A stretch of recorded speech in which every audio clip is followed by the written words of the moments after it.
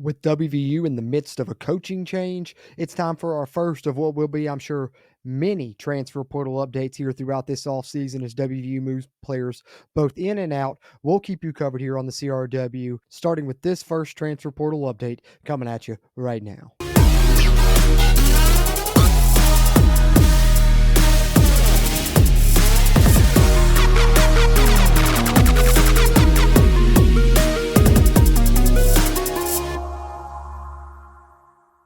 What's going on, Mountaineer Nation? Welcome back into the Country Roads webcast here for our first transfer portal update of the offseason. Obviously, do these every offseason, but this season probably will be a bit more hectic with the portal situation, with players moving in and out, as West Virginia probably brings in what will most likely be an entire new coaching staff, led by a new head coach to lead WVU football in 2025. And as West Virginia has moved on from Neal Brown, as expected, of course, the portal opens immediately when you fire a football coach. So West Virginia's portal window opens about a week earlier than it naturally opens on December 9th for the rest of the country. And with that happening, West Virginia's had several players go ahead and enter their name into the transfer portal, but only 4 of them have been scholarship players. Those are the 4 we're going to talk about. And just before we get into talking about those said transfers, just want to remind you guys, if you would, hit that like button, give us a thumbs up on the video. Really helps a ton with the YouTube algorithm. And be sure to subscribe here if you haven't already. We'll be covering these transfer portal updates, the recruiting updates, and of course the coaching search updates as this offseason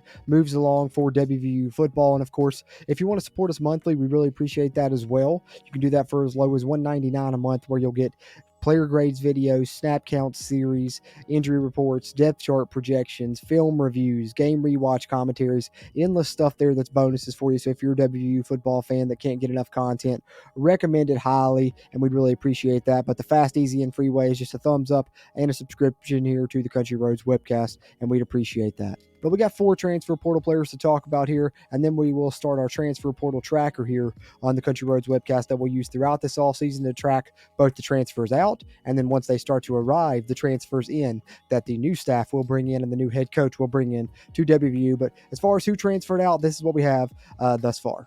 All right, so leading it off with a couple, I think I've covered a couple of these already in a live stream, but we've had some more since then. Raleigh Collins announced back when the day that the firing happened, I believe on December 2nd, that he was entering the portal there, along with his statement on social media there. So we have Raleigh Collins entering the transfer portal there. And then not long after him, we had Josiah Jackson, a young safety for the Mountaineers, on that same day, entering the transfer portal also. There you see his statement that he put out on social media, as well, announcing his intentions to enter the portal. And then following them was tight end Will Dixon, seldom used, but someone that the previous coaching staff was pretty high on, but West Virginia also pretty loaded at the tight end spot, so this one shouldn't be too detrimental as long as the other tight ends stick around. West Virginia even brought in a good tight end in Jackson Aquardi in today's National Signing Day, as I'm recording this on National Signing Day. But Will Dixon followed next, entering the portal on December 3rd, later that evening, and that's around 7:30.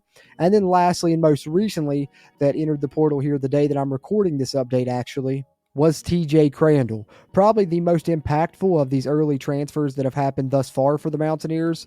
Have been minimal yet, but I'm sure a lot of guys are waiting to see who WVU hires before deciding if they want to leave the program or not. So that's probably why we haven't seen like a big rush or anything yet. But TJ Crandall has went ahead and decided to put his name into the portal. And West Virginia, we know defensive back was an area of concern, so I think people aren't going to be too upset about losing a defensive back from the bad secondary West Virginia had. But he was a young player with a high ceiling and good potential, and you're going to need to improve that area, so you're going to need some people coming back there to play defensive back for you.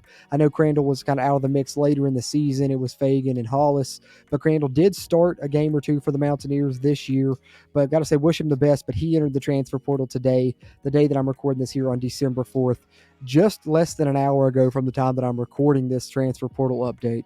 So what we have thus far, we can go ahead and add this and bring up for the first time our transfer portal tracker that we'll use to track this throughout the offseason. Like I said, only transfers out right now, but when we start getting transfers in, we will throw them on here and track them via this same list as well. But for now, Raleigh Collins on the way out, Josiah Jackson also on the way out for the Mountaineers, if I could type correctly here.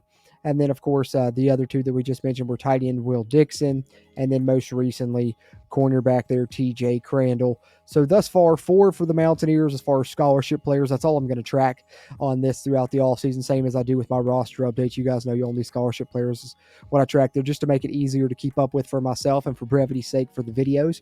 But I've also lost preferred walk on Bryce Biggs, if you want to get technical. So 4 transfers out thus far.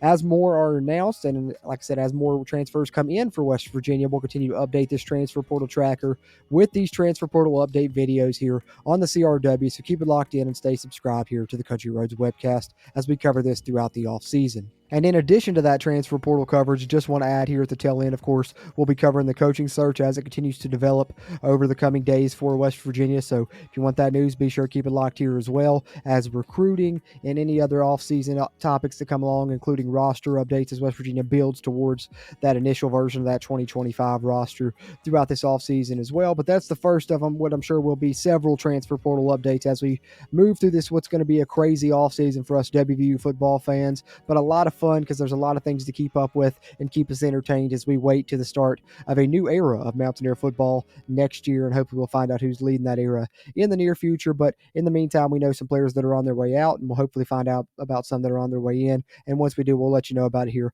on the CRW. Like I said, hit the thumbs up button before you head out. Be sure to subscribe to the channel. I appreciate you tuning in. As always, I'm Jordan Cruz, and until next time, let's go Mountaineers.